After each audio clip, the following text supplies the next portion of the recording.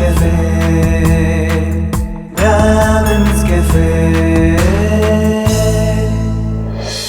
ಹಾಗೆಲ್ಲ ಹೇಳ್ಬೇಡಮ್ಮ. ನಾನು ಇವಳಿಗೆ ತಾಳಿ ಕಟ್ಟಿದ್ದೀನಿ. ಅವಳು ನನ್ನ ಹೆಂಡತಿ, ನಿನ್ನ ಸೊಸೆ. ಇವಳಿನ್ಮೇಲೆ ನಮ್ಮ ಜೊತೆನೆ ಇದೇ ಮನೇಲಿ ಇರ್ತಾಳೆ. ನಾನು ಬದುಕಿರೋವರೆಗೂ ಅದು ಸಾಧ್ಯ ಇಲ್ಲ.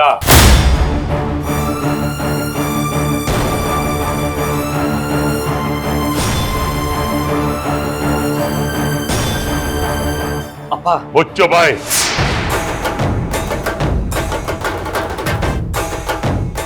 ಅಪ್ಪ ಅಂತೆ ಅಪ್ಪ. ಈಗ ನೆನಪಾಯ್ತಾ ನಿನಗೆ ಅಪ್ಪ ಅಮ್ಮನ ಸಂಬಂಧ ಏನು ಅಂತ?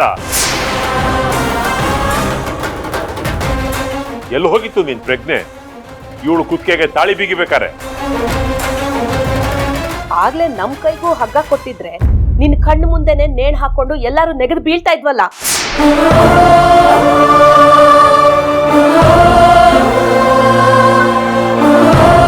ನೀವಿಬ್ರು ಯಾರ ಅಂಕೆ ಶಿಕ್ಷೆನೂ ಇಲ್ದೆ ಆರಾಮಾಗಿ ಹಾಯಾಗಿರ್ಬೋದಾಗಿತ್ತು.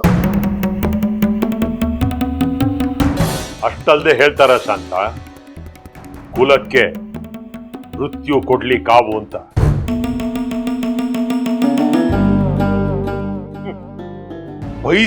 ಬಯಸಿ ಇಂಥ ಮಗನ್ ಹೆತ್ತಿಯಲ್ಲ, ನಮ್ಮ ಚಪ್ಪಲಿಲ್ ನಾವೇ ಹೊಡ್ಕೋಬೇಕು.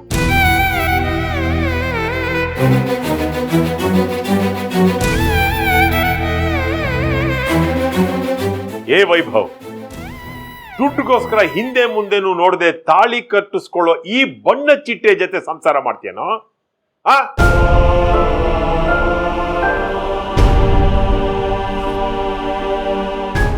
ನಾಳೆ ಇನ್ನೊಬ್ಬ ನಿನಗಿಷ್ಟು ಲಕ್ಷ ಕೊಡ್ತೀನಿ ಬಾ ತಾಳಿ ಕಟ್ತೀನಿ ಅಂತಾನೆ. ನಾಡಿದ್ದು ಇನ್ನೊಬ್ಬ. ಅಪ್ಪ, ನಿಮ್ ಬಾಯಲ್ಲಿ ಈ ತರ ಮಾತುಗಳು ಬರಬಾರ್ದಪ್ಪ. ಇವಳು ಜಾತಿಯಲ್ಲಿ ಕೆಳಮಟ್ಟದಲ್ಲಿ ಇರ್ಬೋದು, ಆದ್ರೆ ಗುಣ, ನಡತೆ, ಸಂಸ್ಕಾರದಲ್ಲಿ ಉನ್ನತ ಮಟ್ಟದಲ್ಲಿದ್ದಾಳೆ. ಅದ್ ನಿಮ್ಗೂ ಗೊತ್ತು, ಅಮ್ಮಂಗೆ ತುಂಬಾ ಚೆನ್ನಾಗೇ ಗೊತ್ತು.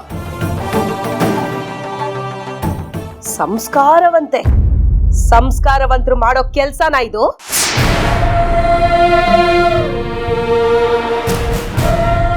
ಅದಿದ್ದಿದ್ರೆ ಬಣ್ಣ ತಿನ್ನೋ ಕೆಲಸ ಮಾಡ್ತಾ ಇದ್ಲ ಇವಳು.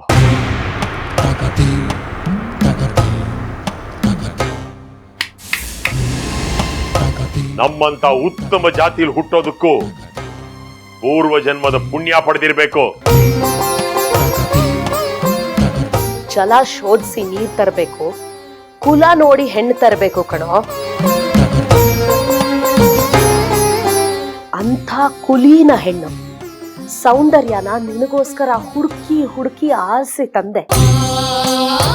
ಮದುವೆಗೊಪ್ಪಿ ಹಸೆ ಮನೆವರೆಗೂ ಬಂದು ಕಡೆ ಗಳಿಗೆಯಲ್ಲಿ ಅವಳಿಗೆ ಅವಮಾನ ಮಾಡಿ ಎದ್ದು ಬಂದ್ಬಿಟ್ಟಿದ್ಯಲ್ಲ, ನನ್ನ ದೇವ್ರು ಕ್ಷಮಿಸಲ್ಲ, ನೆನ್ಪಿಟ್ಕೋ. ಅಮ್ಮ, ಯಾಕಮ್ಮ ಇನ್ನು ಕುಲ ಜಾತಿ ಅಂತ ಈಗಿನ ಕಾಲದಲ್ಲೂ ಅಪ್ಪ ಹಾಕಿದ ಆಲದ ಮರಕ್ಕೆ ಜೋತ್ ಬೀಳ್ತಾ ಇದೆಯಾ?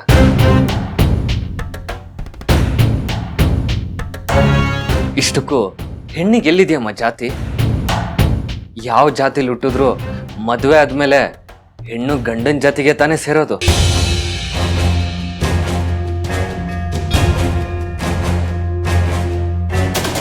ನೀನು ಕೂಡ ತಾತನ ಗೋತ್ರದಿಂದ ಅಪ್ಪನ ಗೋತ್ರಕ್ಕೆ ಬಂದವಳೆ ತಾನೆ? ನಾಳೆ ವೈಷ್ಣವಿ ಕೂಡ ಮತ್ತೊಂದು ಗೋತ್ರಕ್ಕೆ ಹೋಗೋಳು.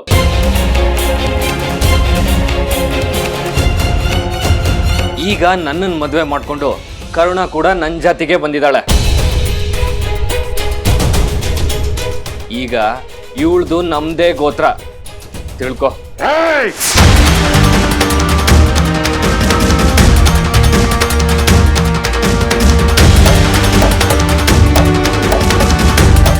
ನಮ್ ಧರ್ಮದಲ್ಲಿ ಇದನ್ನೇ ತಾನೇ ಹೇಳಿರೋದು. ಬ್ರಹ್ಮೋಪದೇಶ ಮಾಡಿದವನ್ಗೆ ಧರ್ಮೋಪದೇಶ ಮಾಡಕ್ ಬರಬೇಡ. ನನ್ನ ಹತ್ರ ನೀನು ಅತಿ ಬುದ್ಧಿವಂತಿಕೆ ತೋರಿಸ್ಬೇಡ.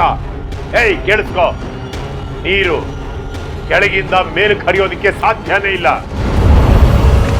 ನಿನಗೆ ಅಪ್ಪ ಅನ್ನೋ ಗೌರವ ಇದ್ರೆ, ಈ ಅಪ್ಪ ಮಗನ ಸಂಬಂಧ ಮುಂದೇನು ಮುಂದುವರಿಬೇಕು ಅನ್ನೋದಿದ್ರೆ ಈ ಕ್ಷಣ ಈ ಕೀಳು ಜಾತಿಯವಳನ್ನ ಆಚೆ ಕಳಿಸಿ ಶುಚಿರ್ಭೂತನಾಗಿ ಮನೆ ಒಳಗ್ ಬಾ.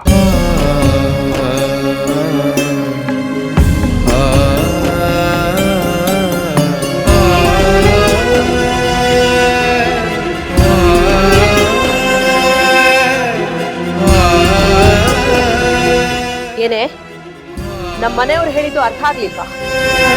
ಇಷ್ಟೊತ್ತು ಇವನು ಹೇಳ್ತಾ ಇದ್ನಲ್ಲ ನಿನ್ ಹತ್ರ ಮಾನ ಮರ್ಯಾದೆ ಕೊಳಿತಾ ಹೋಗೋಷ್ಟು ದಂಡಿಯಾಗಿದೆ ಅಂತ. ಅದೇನಾದ್ರೂ ಸಾಸಿವೆ ಕಾಳಷ್ಟಾದ್ರೂ ಇದ್ರೆ ಈಗಿಂದೀಗ್ಲೇ ನಿನ್ನ ಕುತ್ತಿಗೆಯಲ್ಲಿರೋ ತಾಳಿನ ತೆಗೆದುಹಾಕಿ ದಾರಿಲಿರೋ ಯಾವ್ದಾದ್ರೂ ದೇವಸ್ಥಾನದ ಹುಂಡಿಲ್ ಹಾಕಿ ಮನೆಗೆ ಹೋಗು.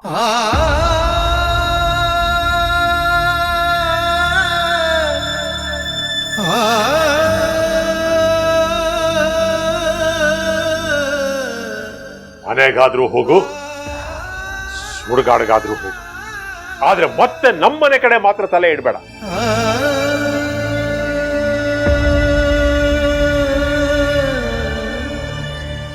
ಮತ್ತೆ ಅವನ್ ಮುಖ ಏನ್ ನೋಡ್ತಿದ್ಯಾ? ಅಪ್ಪ ಅಮ್ಮ ಹೇಳಿದ ಅರ್ಥ ಆಗ್ಲಿಲ್ವಾ? ರೈಟ್ ಹೇಳು. ವೈಷ್ಣವಿ, ಬಾಯಿ ಮುಚ್ಕೊಂಡು ಸುಮ್ಮನೆ ಇರು. ಅಲ್ಲಪ್ಪ, ನಮ್ಮ ಮದುವೆಗೆ ನೀವೇ ನಿಮ್ಮ ಕೈಯಾರ ತಾಳಿ ಕೊಟ್ಟು ಮದುವೆ ಮಾಡಿಸಿದ್ರಿ, ಆಶೀರ್ವಾದ ಮಾಡಿದ್ರಿ, ಮಾಂಗಲ್ಯ ಧಾರಣೆ ಮಾಡಿಸಿದ್ರಿ, ಸಪ್ತಪದಿ ತುಳಿಸಿದ್ರಿ, ಧರ್ಮೇಚ ಅರ್ಥೇಚ ಕಾಮೇಚ ಮೋಕ್ಷೇಚ ನಾತಿಚ ರಾಮೆ ಅನ್ನೋ ಮಂತ್ರನ ನನ್ನಿಂದ ಇವಳಿಗೆ ಹೇಳಿಸಿದ್ರಿ. ಎಷ್ಟೇ ಕಷ್ಟ ಬಂದ್ರು ಕೈ ಹಿಡ್ದವಳನ್ನ ಕೈ ಬಿಡ್ಬೇಡ ಅಂತ ಬುದ್ಧಿವಾದ ಹೇಳಿದ್ರಿ. ಆದ್ರೆ ಈಗ ಅದ್ಯಾವುದಕ್ಕೂ ಅರ್ಥನೇ ಇಲ್ವಾಪ.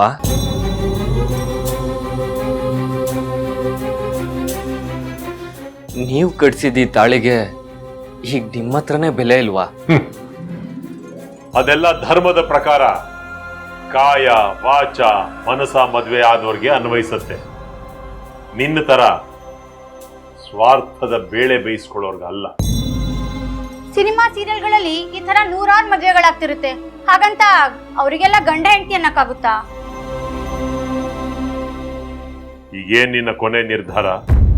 ಅಪ್ಪ ಮಗನ ಸಂಬಂಧ ಮುಂದುವರಿಬೇಕಾ? ಮುಂದುವರಿಬೇಕು. ಜೊತೆಗೆ ಇವಾಗ ಹೊಸದಾಗಿ ಶುರುವಾಗಿರೋ ನಮ್ಮ ಸಂಬಂಧನೂ ಮುಂದುವರಿಬೇಕು.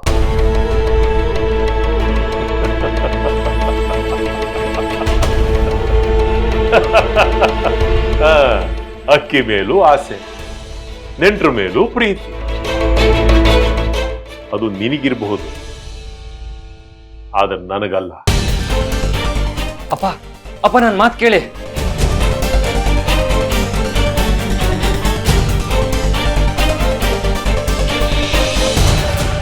ರೀ, ಏನ್ರಿ ಇದು? ಏನ್ ಮಾಡಕ್ ಹೊರಟಿದ್ದೀರಾ? ಇವತ್ತಿಗೆ ತಂದೆ ಮಗನ ಸಂಬಂಧ ಮುಗಿ. ಅಪ್ಪ ಅಪ್ಪ,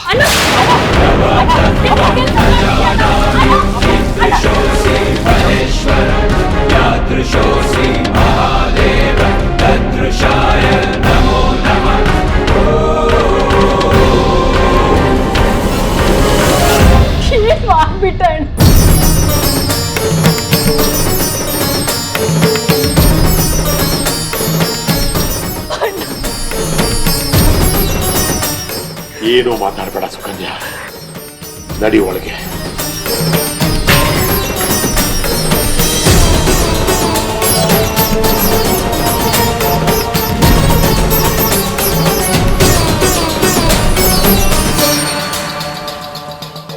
ಅಯ್ಯೋ ಪಾಪಿ,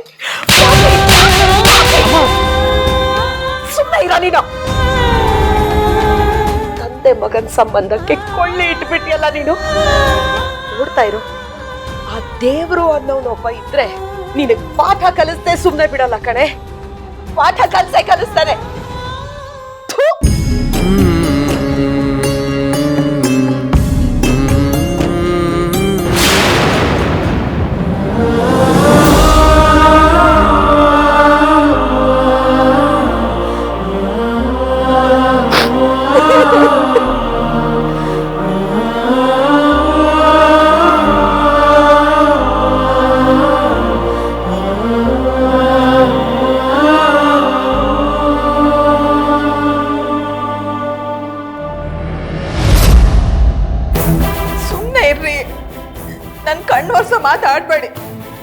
ಸಮಾಧಾನ ಆಗ್ತಿಲ್ಲ. ಅಷ್ಟು ಜನದ ಎದುರುಗಡೆ ನೀನು ಹೆಣ್ಣೆ ಅಲ್ಲ, ಮೋಸಗಾತಿ, ರಾಕ್ಷಸಿ ಅಂತೆಲ್ಲ ಬೈದ್ರು. ನನ್ ಮಗನ್ನ ಮೋಡಿ ಮಾಡಿ ವಶ ಮಾಡ್ಕೊಂಡವಳು ಅಂತ ಬೈದು ಅವಳನ್ನ ಅಲ್ಲೇ ಬಿಟ್ಟು ಹೋದ್ರಲ್ರಿ. ಈಗ ಮನೆ ಬಾಗ್ಲಿಗೆ ಬಂದ್ಲು ಅಂತ ಆರ್ತಿ ಅಂತಿ ಮನೆ ತುಂಬಿಸ್ಕೊಂಡ್ ಬಿಡ್ತಾರ? ಹಾಗೆ ಮಾಡೋರಾಗಿದ್ದಿದ್ರೆ ದೇವಸ್ಥಾನದಲ್ಲಿ ಯಾಕ್ರೆ ಬಿಟ್ಟು ಹೋಗ್ತಿದ್ರು? ಕರ್ಕೊಂಡು ಹೋಗ್ಬೋದಾಗಿತ್ತಲ್ಲ ಜೊತೆಲ್ಲೇ. ಯಶೋದ, ಆಗಿನ ಪರಿಸ್ಥಿತಿ ಹಾಗಿತ್ತು ಕಣೆ. ಅವ್ರಿಗೆ ಯಾರಿಗೂ ವೈಭವ ಮಾತನಾಗ್ಲಿ ಕರುಣಾ ಮಾತನಾಗ್ಲಿ ಕೇಳಿಸ್ಕೊಳ್ಳೋ ವ್ಯವಧಾನ ಆಗ್ಲಿ ತಾಳ್ಮೆ ಆಗ್ಲಿ ಇರ್ಲಿಲ್ಲ.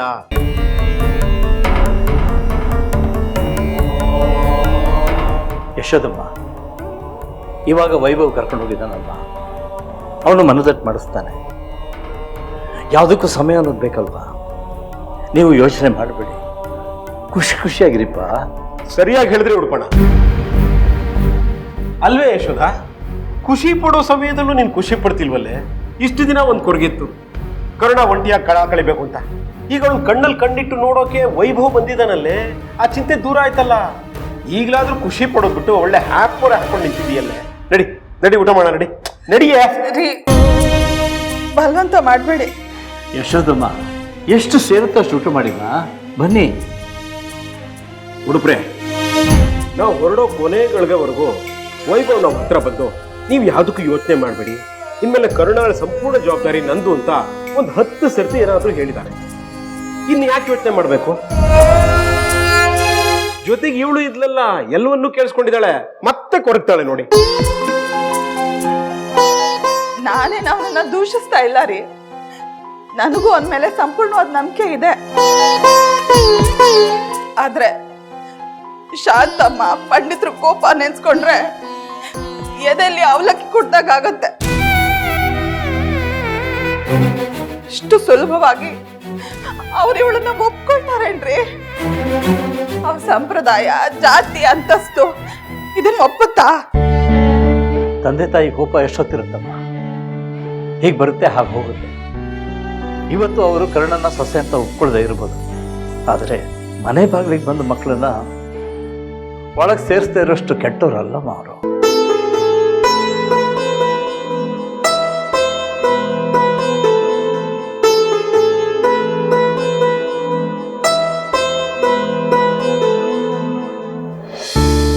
ಲೇ ಯಶೋದ, ಅವ್ರನ್ನ ಒಪ್ಸೋ ಜವಾಬ್ದಾರಿನ ವೈಭವ್ಗೂ ದೇವ್ರಿಗೂ ಬಿಟ್ಬಿಡೆ. ಈಗ ನಮ್ಮ ಕರುಣ ಅವ್ರ ಮನೆ ಸೊಸೆ ಅಲ್ಲ ಅನ್ನೋ ಹಾಗಿದ್ರೆ ವೈಭವ್ ಮದ್ವೆ ಸೌಂದರ್ಯ ಜೊತೆ ನಡಿಬೇಕಾಗಿತ್ತಲ್ವಾ? ಆ ಮದ್ವೆನ ನಡೀದೇ ಇರೋ ಹಾಗೆ ಭಗವಂತ ಯಾಕೆ ತರ್ದ ಹೇಳೋ? ಮಹಾಮೇಧಾವಿ, ಮಹಾಪಂಡಿತ, ಜಗತ್ತಲ್ಲಿ ನನ್ನ ಬಿಟ್ಟರೆ ಬೇರೆ ಜ್ಯೋತಿಷಿಗಳೇ ಇಲ್ಲ. ಜ್ಯೋತಿಷ್ಯ ಇರೋದೇ ನನ್ನಿಂದ, ಹಾಗೆ ಹೀಗೆ ಅಂತ ದುರಹಂಕಾರದಿಂದ ಹೇಳ್ತಾ ಇದ್ರಲ್ಲ ಮಹಾಪಂಡಿತರು, ವಿನಾಯಕ ಪಂಡಿತರು. ನನಗೇನಾಯ್ತು? ಅವ್ರ ಲೆಕ್ಕಾಚಾರ, ಅವ್ರ ಜ್ಯೋತಿಷ್ಯ ಎಲ್ಲ ತಲೆ ಕೆಳಗೆ ಹೋಯ್ತಲ್ಲ. ಎದ್ನೋ ಬಿಂದು ಅಂತ ದುರ್ದನ ತಗೊಂಡೋದ್ರ ಓಡೋದ್ರಲ್ಲ ಅವರು. ಇದೆಲ್ಲ ಯಾಕಮ್ಮ ಆಗ್ತಾರದು? ಇದೆಲ್ಲ ಆಗಿದ್ದು ಆಗ್ತಿರೋದು ಎಲ್ಲ ಕರ್ಣಗೋಸ್ಕರ ಅಮ್ಮ.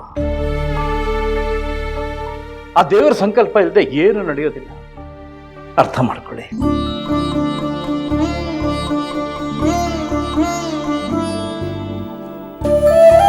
ಗೋಪಾಲ, ಊಟ ಕರ್ಕೊಂಬರ. ಸರಿ ಉಡುಪ್ರೆ. ಯಶೋದ, ಅಣ್ಣನ ಸಮಾನ ಕಣೆ ಉಡುಪರು, ಅಷ್ಟು ಪ್ರೀತಿಯಿಂದ ಕರೀತಿದ್ದಾರೆ. ಬಾ ಬಾರೆ. ಆಯ್ತು ಬಾ, ಎಲ್ಲ ಒಳ್ಳೇದಾಗುತ್ತೆ, ನಡಿ ಬಾ.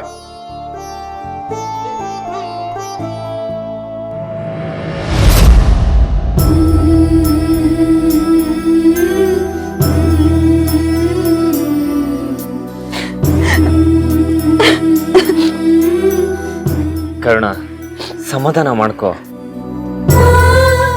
ನನ್ನಿಂದ ನೀವು ಬಯಸ್ಕೊಳ್ಳೋ ಹಾಗಾಯ್ತಲ್ಲ ವೈಭವ್.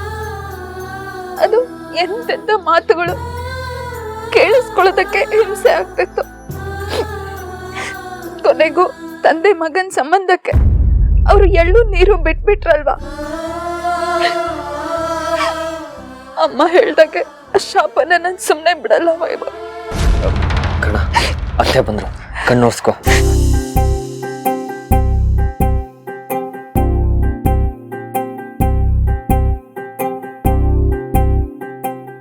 ಅಲ್ಲ ವೈಭವ್, ನೀವು ಮಾಡಿದ್ ಸರಿನಾ? ಇಷ್ಟು ದೊಡ್ಡ ವಿಷಯನ ಮುಚ್ಚಿಟ್ಟು ಕೊನೆ ಗಳಿಗೆಲ್ ಹೇಳಿದ್ರೆ ಯಾರು ತಾನೇ ಸಹಿಸ್ಕೋತಾರೆ ಹೇಳು? ಅಲ್ಲ, ಶಾಸ್ತ್ರ ಸಂಪ್ರದಾಯ ಎಲ್ಲ ಗೊತ್ತಿರೋ ನೀನೇ ಹೀಗ್ ಮಾಡಿದ್ರೆ ಹೇಗೆ? ಹೆತ್ತೋರ್ ಮನ್ಸು ನೋಯಿಸ್ಬಾರ್ದು ಅನ್ನೋ ಪರಿಜ್ಞಾನ ಕೂಡ ಇಲ್ವಾ ನಿನ್ಗೆ? ಅಲ್ಲ ಕರುಣ, ಹೆಣ್ಣಾಗಿ ನಿನಗ್ ಜವಾಬ್ದಾರಿ ಬೇಡ್ವಾ? ಏನೋ ಸಮಸ್ಯೆ ಬಂತು ಅಂತ ತಾಳಿ ಕಟ್ಟಿಸ್ಕೊಳ್ಳಕ್ಕೆ ಕೊರಳು ಕೊಟ್ಟಿದ್ಯಲ್ಲ, ಎಷ್ಟು ಸರಿ ಹೇಳು? ತಾಳಿ ಅನ್ನೋದು ನಿಮ್ಗೆ ಆಟದ ವಸ್ತು ಆಗೋಯ್ತಾ? ಅಷ್ಟು ಅಗ್ಗ ಆಗೋಯ್ತಾ? ಅತ್ತೆ, ತಪ್ಪೆಲ್ಲ ನಂದೆ. ದಯವಿಟ್ಟು ಅವಳಿಗೇನು ಅನ್ಬೇಡಿ. ನೋಡು, ಯಾರ್ ಸರಿ ಯಾರ್ ತಪ್ಪು ಅಂತ ನ್ಯಾಯ ತೀರ್ಮಾನ ಮಾಡಕ್ ನಾನ್ ಬಂದಿಲ್ಲ ಅಪ್ಪ. ಆದ್ರೆ ಒಂದು ತಪ್ಪನ್ನ ಮುಚ್ಚಾಕಕ್ ಹೋಗಿ ಇನ್ನೊಂದ್ ತಪ್ಪು ಮತ್ತೊಂದ್ ತಪ್ಪನ್ನ ಇಬ್ರು ಮಾಡ್ತಾನೆ ಬಂದಿದ್ದೀರಾ. ಈ ಕಣ್ಣೀರ್ ಹಾಕೊಂಡು ನಿಂತಿದ್ದೀರಲ್ಲ, ಮುಂದೆ ಏನ್ ಗತಿ? ನಿಮ್ಮ ಅಪ್ಪ ಅಮ್ಮ ನಿಮ್ಮನ್ನ ಕ್ಷಮಿಸ್ತಾರೆ ಅಂತ ಅನ್ಕೊಂಡಿದ್ದೀರಾ? ಆ ನಂಬಿಕೆ ನಿಮ್ಮಿಬ್ಬರಿಗೂ ಇದೆಯಾ?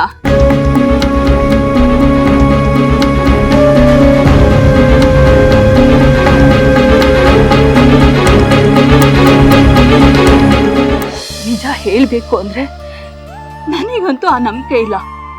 ನಮ್ಮಣ್ಣ ಹಠವಾದಿ. ಆಕಾಶ ಭೂಮಿ ತಲೆ ಕೆಳಗಾದ್ರೂ ಅವನನ್ನ ಮಾತ್ರ ಬದಲಾಯಿಸೋಕ್ ಆಗಲ್ಲ. ಇನ್ನು ನಿಮ್ಮಮ್ಮನ ರಣಚಂಡಿ ಅವತಾರನ ನೀನೇ ಕಣ್ಣಾರೆ ನೋಡ್ತೀಯಲ್ಲಪ್ಪ. ನಿನ್ನ ವಿಚಾರದಲ್ಲಂತೂ ಅವಳು ತುಂಬಾ ತುಂಬಾ ಪೊಸೆಸಿವ್. ಸೌಂದರ್ಯನೇ ನನ್ನ ಸೊಸೆ ಅಂತ ಮೆಂಟಲಿ ಫಿಕ್ಸ್ ಆಗಿ ಹೋಗಿದ್ದಾಳೆ. ಅದನ್ನ ಬದಲಾಯಿಸೋದಕ್ಕೆ ಈ ಜನ್ಮದಲ್ಲಿ ಸಾಧ್ಯ ಇಲ್ಲ. ಮತ್ತೆ ಇವಾಗ ಮುಂದೆ ಏನ್ ಮಾಡ್ಬೇಕು ಅಂತ ನೀವೇ ಹೇಳಿ ಅತ್ತೆ. ನನ್ನ ಮಾತಿಗೆ ಈ ಮನೇಲಿ ಬೆಲೆ ಇದ್ದಿದ್ರೆ ಅಣ್ಣ ಅದಕ್ಕೆ ಕೈಕಾಲು ಹಿಡಿದು ನಿಮ್ಮಿಬ್ರನ್ನ ಮನೆ ತುಂಬಿಸ್ಕೊಳ್ತಾ ಇದ್ದೆ. ಆದ್ರೆ ನಾನು ಅದನ್ನ ಪಡ್ಕೊಂಡ್ ಬಂದಿಲ್ಲ. ಏನಿದ್ರು ನಿಮ್ಗೆ ಒಳ್ಳೇದಾಗ್ಲಿ, ಒಳ್ಳೆ ದಾರಿ ತೋರಿಸ್ಲಿ ಅಂತ ಆ ಭಗವಂತನ್ ಬೇಡ್ಕೊಳ್ಳೋದ್ ಬಿಟ್ರೆ ನನಗೇನು ತೋರಿಸ್ತಿಲ್ಲಪ್ಪ.